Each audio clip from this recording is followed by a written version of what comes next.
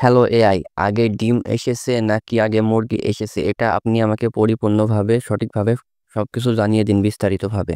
এটি একটি প্রাচীন দার্শনিক প্রশ্ন। আগে ডিম এসেছে না আগে মুরগি এসেছে? এর উত্তর বিভিন্ন দৃষ্টিকোণ থেকে ভিন্ন হতে পারে। ১.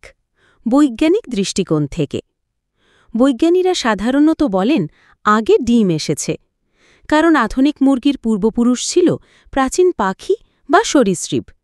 সেই প্রাচীন প্রজাতি এমন একটি ডিম পাড়ে যার ভেতরে জিনগত মিউটেশনের মাধ্যমে প্রথম মুরগি তৈরি হয়।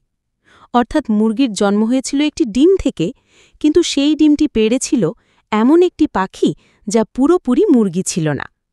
উপসংহার: প্রথম মুরগির জন্ম হয়েছিল একটি ডিম থেকে, তাই ডিম আগে এসেছে। ২.